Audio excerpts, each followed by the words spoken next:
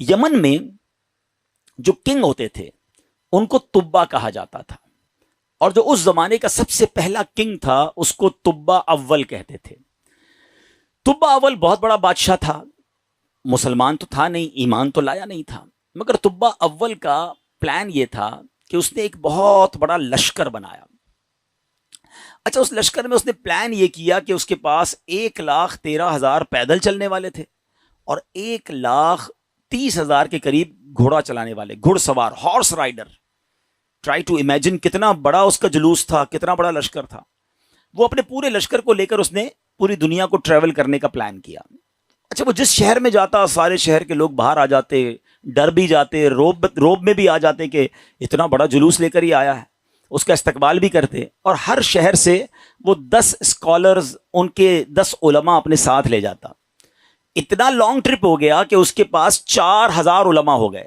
آپ انڈرسٹینڈ کریں کہ کتنے شہروں میں وہ گیا ہوگا، 4,000 علماء جمع ہو گئے۔ اب وہ ٹریول کرتے کرتے کرتے مکہ پاک پہنچا۔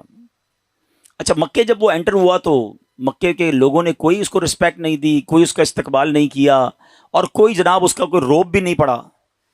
تو اس نے اپنے وزیروں کو بلایا کہ یہ کیسے لوگ ہیں، یہ شہر کیسا شہر ہے، نو بڈی کوئی استقبال بھی نہیں ہوا، کوئی ہمارا روب بھی نہیں ہے، کوئی دبدبہ بھی نہیں ہے، ٹیک کیئر بھی نہیں کیا انہوں نے ہمیں۔ تو اس کے وزیروں نے بتایا کہ بات یہ ہے کہ یہ مکے والے جو ہے نا، ان کے پاس ایک بہت کمال کی عمارت ہے جس کو یہ کعبہ کہتے ہیں، اور یہ کعبے کا طواف کرتے ہیں۔ کعبے میں انہوں نے بت رکھے ہوئے ہیں۔ آپ کو یاد ہوگا کہ نبی پاک کی آمد سے پہلے کعبے میں تو بت تھے، تو یہ کعبے کی رسپیکٹ کرتے ہیں، باقی کسی کو گھاس واس نہیں ڈالتے۔ تو بڑا کرو فر والا کنگ تھا، اتنا بڑا لشکر تھا، اس نے کہتا اچھا ایسی بات ہے تو میں کعبے کو ہی گرا دیتا ہوں، کعبہ ہی ڈیمولش ہو جائے گا تو یہ کس کا طواف کریں گے، پھر یہ سب میرے پاس آ جائیں گے۔ تو اس نے ابھی پلاننگ کی، صرف سوچا، رات اس کے سر میں سیویئر پین شروع ہو گیا، خطرناک قسم کا درد سر۔ اس کی آنکھوں سے، اس کے کان سے اور اس کے ناک سے پانی نکلنے لگا، اور وہ اتنا بدبودار پانی تھا کہ کوئی قریب بھی نہ بیٹھ سکے، اتنا پریشان۔ اچھا، لشکر میں ڈاکٹر بھی تھے، ڈاکٹر بلائے گئے، طبیب آئے، بڑے بڑے علاج کیے، کوئی فرق نہ پڑے، 2-3 دن نکل گئے، تکلیف ختم ہی نہ ہو۔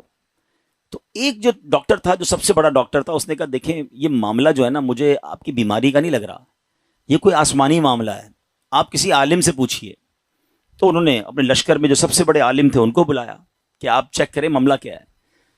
تو انہوں نے کہا یہ بتاؤ کہ تم نے کوئی غلط خیال تو نہیں کیا اس شہر کے بارے میں، یہاں کے رہنے والوں کے بارے میں؟ اس نے کہا ہاں، میں نے تو پلان کیا تھا کہ کعبہ گرا دوں گا، یہاں کے مردوں کو قتل کر دوں گا، عورتوں اور بچوں کو قیدی بنا لوں گا۔ تو ان عالم دین نے کہا کہ نہیں، تم نے غلط کیا، تمہیں نہیں پتا کہ یہ کعبہ کیا ہے، اس کا مالک وہ خالق ہے، وہ مالک ہے کہ اگر اس کے بارے میں، کعبے کے بارے میں نیگیٹو سوچو گے تو برباد ہو جاؤ گے، فوراً توبہ کر لو ورنہ تم خود ہی برباد ہو جاؤ گے۔ کہا اچھا ایسی بات ہے۔ تبا نے توبہ کر لی، جیسے ہی توبہ کی تو اس کا سارا درد ختم ہو گیا، وہ فریش ہو گیا، اس کی طبیعت ٹھیک ہو گئی۔ تو اب اس نے دین ابراہیمی اختیار کر لیا، اللہ پر ایمان لایا، اور اس زمانے میں حضرت ابراہیم کا دین چل رہا تھا، ابھی نبی پاک تو آئے نہیں تھے، اس نے دین ابراہیمی ایکسیپٹ کیا اور اس نے اللہ پر ایمان لے آیا۔ اچھا، اب وہاں سے پھر لشکر آگے چلا، اور چلتے چلتے چلتے ایک ایسی بستی میں پہنچا جہاں کھجور کے درخت تھے، بڑی خوشگوار وادی تھی، اور وہاں انہوں نے پڑاؤ ڈالا۔ اچھا، اس لشکر میں جو علماء تھے انہوں نے اپنی کتابیں نکالی، ان کے پاس آسمانی کتابیں تھیں، وہ پڑھتے گئے اور کہنے لگے یہ تو وہی جگہ ہے جہاں ہماری کتابیں بتاتی ہیں جہاں اللہ کے آخری نبی ہجرت کر کے آئیں گے۔ یعنی اس کا مطلب وہ ڈھونڈتے ڈھونڈتے آج کے مدینے میں پہنچ گئے تھے، جس کو آج ہم مدینہ کہتے ہیں نا، یہ وہاں پہنچ گئے تھے۔ تو 400 علماء نے کہا کہ بھائی ہم تو یہ جگہ چھوڑ کے نہیں جائیں گے، پتہ نہیں کب نبی پاک آ جائیں، اب ہم نے یہیں ٹھہرنا ہے، اگر تبا رہنے دے گا تو ٹھیک ہے، بے شک ہماری بوٹی بوٹی کر دے، ہم نے یہ شہر چھوڑ کے نہیں جانا۔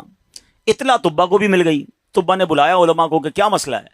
تو کہا دیکھیں حضرت، ہم نے اپنی کتابوں میں پڑھا ہے، ہمارا حساب کتاب بتاتا ہے کہ اللہ کے آخری نبی اسی بستی میں آئیں گے، ہم اس بستی کو چھوڑ کے نہیں جائیں گے، ہم ان کے خادم بن کر رہیں گے، ان کے امتی بنیں گے، ان پر ایمان لائیں گے۔ اچھا، تبا بھی 2-4 دن پہلے ہی یا کچھ دنوں پہلے ہی مکے کی تعظیم سمجھ چکا تھا، اللہ پر ایمان لا چکا تھا، تو اس نے کہا اچھا ایسی بات ہے تو میں بھی رک جاتا ہوں۔ اس نے کیا کیا، 400 علماء کے لیے 400 گھر بنائے، ان 400 علماء کی شادیاں کروائیں، ان کو خوب مال و دولت بھی دیا۔ 1 سال تبا خود بھی وہیں رہا، 1 سال کے بعد دیکھا کہ نبی پاک تو نہیں آئے، تو اب طبا نے ایک کمال کا خط لکھا. سنیے گا پیارے اسلامی بھائیو، یہ دنیا کا انوکھا خط ہے کہ اس کے لیے لکھا جا رہا ہے جو ابھی دنیا میں آئے نہیں ہیں. اور کس عشق والی زبان میں طبا بادشاہ نے وہ خط لکھا. اس نے لکھا کہ اس اللہ کے نام سے شروع جو عالمین کا رب ہے. میں جناب رسول اللہ صلی اللہ علیہ وسلم کی بارگاہ میں طبا اول حمیری سلام پیش کرتا ہوں، اور میں آقا علیہ الصلوۃ والسلام کی بارگاہ میں عرض کرتا ہوں کہ حضور اگر میں نے آپ کا زمانہ پا لیا تو میں آپ کی خدمت کروں گا، آپ پر ایمان لاؤں گا، آپ کی سنت پر عمل کروں گا، جو آپ کتاب لے کر آئیں گے میں اس پر بھی عمل کروں گا. اور حضور اگر میں پھر بھی آپ کا زمانہ نہ پا سکوں تو مجھے اپنی غلامی میں قبول فرمائیے، اور قیامت کے دن میری شفاعت فرمائیے گا، مجھے بھول نہ جائیے گا. بڑا کمال کا عشق والا اس نے خط لکھا.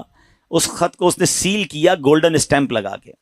اچھا، ایک اور مکان بنایا اس نے، اور جو اس وقت کے سب سے بڑے عالم تھے ان کو وہ لیٹر بھی دیا، اور کہا جب آپ نبی پاک سے اگر آپ کی ملاقات ہو جائے نا تو میرا خط انہیں دیجیے گا، یہ مکان بھی انہیں گفٹ کر دیجیے گا، اور اگر نہ ہو تو آپ اپنے بچے کو کہیے گا، آپ کا انتقال ہونے لگے تو اس کو یہ لیٹر دیجیے گا، اس کو کہیے گا وہ اپنی اولاد کو دے، تاکہ کسی طرح یہ خط جناب آخری نبی صلی اللہ تعالی علیہ وسلم تک پہنچ جائے. یہ کیسا عشق ہے.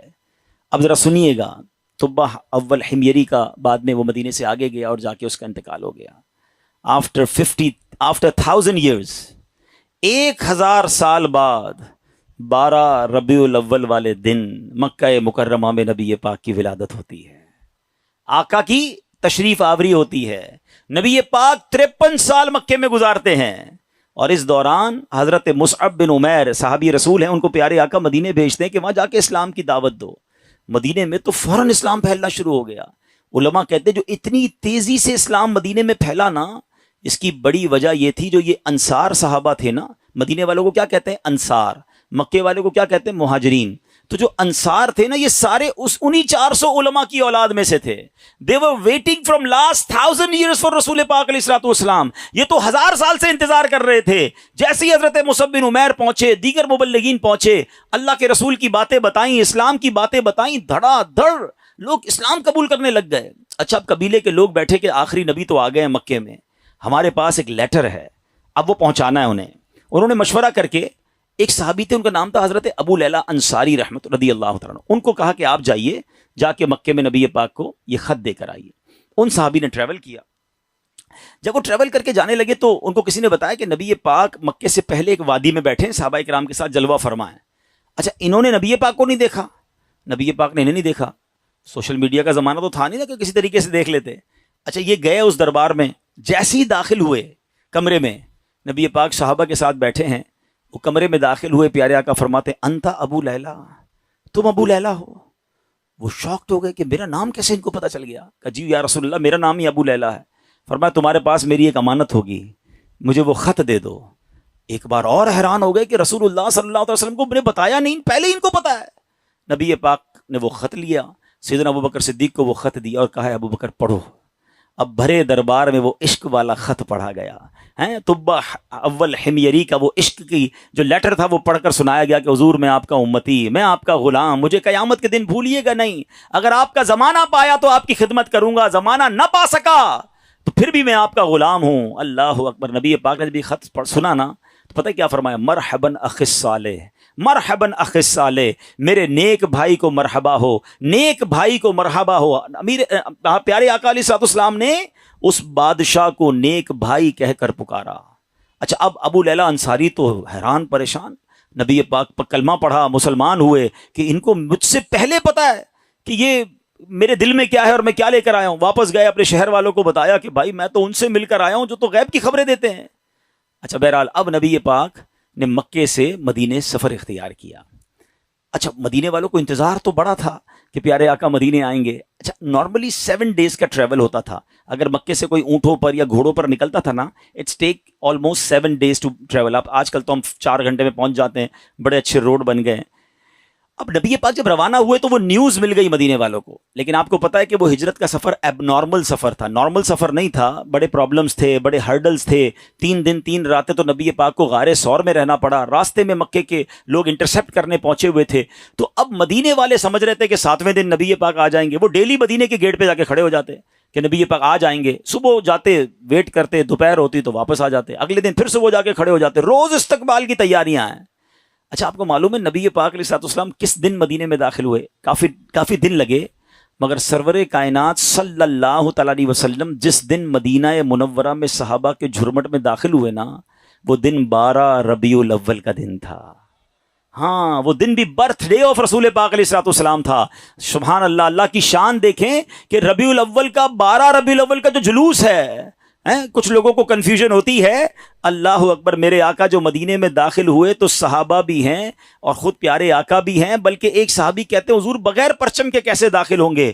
آپ جا رہے ہیں تو شان و شوکت کے ساتھ داخل ہونا ہے۔ اپنا امامہ اتارا، تلوار پہ لگایا، اسے پرچم بنایا، اور جب مدینے میں داخل ہوئے تو ہر طرف سے صدائیں ہیں مرحبا یا رسول اللہ۔ بچیاں تیار ہو کر آئی ہیں، بچے تیار ہو کر آئے ہیں۔ عرب کے لوگوں کا دستور تھا جب کوئی بڑا ایونٹ ہوتا تھا وہ اپنا مخصوص لباس پہنتے تھے، اپنی تلواریں لگاتے تھے، بلکہ اب بھی اگر آپ دیکھیں ان کے تہواروں میں ان کے لباس الگ ہوتے ہیں، وہ سب اپنے اس لیول کے لباس پہن کر کھڑے تھے، کیونکہ آج ان کے لیے عید کا دن تھا۔ اور سبحان اللہ، اس وقت بنو نجار کی بچیوں نے سرور کائنات صلی اللہ تعالی علیہ وسلم کا جو استقبال کیا، جس نغمے کو گنگنا کر، جس نعت کو پڑھ کر انہوں نے استقبال کیا، آج بھی مکے مدینے چلے جائیں، کیسٹ کی دکانوں پر جائیں، بلکہ دنیا کے کسی کونے میں جائیں، یہ نعت عربی ہوں، عجمی ہوں، افریقن ہوں یا امریکن ہوں، سرکار کی یہ نعت دنیا بھر میں پڑھی جاتی ہے۔ اور وہ ان بچیوں نے یہ نعت پڑھی تھی جو آج سیرت کی کتابوں میں بھی لکھی ہیں۔ اور انہوں نے استقبال کیسے کیا تھا؟ وہ الفاظ کیا تھے؟ وہ الفاظ تھے طلع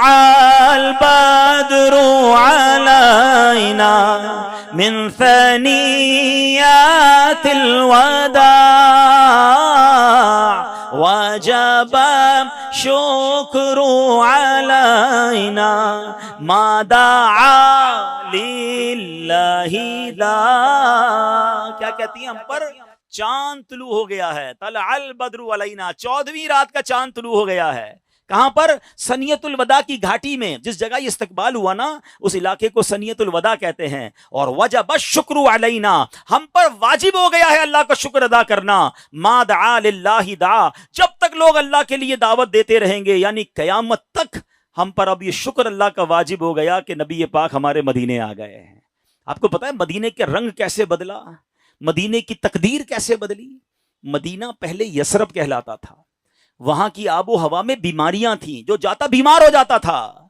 اللہ اکبر، مصطفیٰ کریم کے قدم تو کیا لگے، مدینے کے غبار میں بھی شفا ہو گیا ہے۔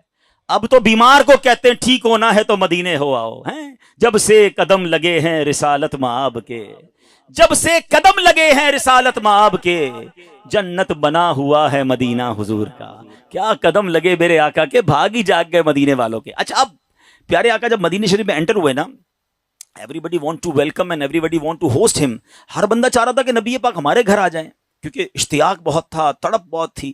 تو نبی پاک نے فرمایا کہ میری جو اونٹنی ہے نا، یہ اللہ کے حکم سے بندھی ہوئی ہے، یہ جدھر جا کے رکے گی ادھر جا کر ہی میں نے رہنا ہے۔ اچھا اب ذرا تصور کیجئے، امیجن کیجئے کہ وہ اونٹنی مدینے کی گلیوں میں گھوم رہی ہوگی اور ہر صحابی یہ امیجن کر رہا ہو کاش میرے دروازے پر رک جائے، کاش میرے دروازے پر رک جائے، مگر بھاگ کس کے جاگے؟ سیدنا ابو ایوب انصاری رضی اللہ تعالیٰ عنہ، کہ وہ اونٹنی جو ہے ان کے دروازے پر جا کے رکی۔ اچھا اب ایک اور امیزنگ بات شاید بہت ساروں کو پہلی بار پتہ چلے گی، حضرت ابو ایوب انصاری رضی اللہ تعالیٰ عنہ کا ایک لقب ہے، ہم سب کہتے ہیں میزبان رسول، ٹھیک ہے نا، لیکن شاید لوگوں کو نہیں پتا کہ حضرت ابو ایوب انصاری اسی عالم دین کی اولاد سے ہیں کہ جن کو طبہ اول نے لیٹر دیا تھا، جو سب سے بڑے عالم تھے نا، یہ انہی کی اولاد میں سے ہیں۔ اور حضرت ابو ایوب انصاری اسی گھر میں رہتے تھے جو گھر طبہ نے نبی پاک کے لیے گفٹ کے طور پر بنایا تھا۔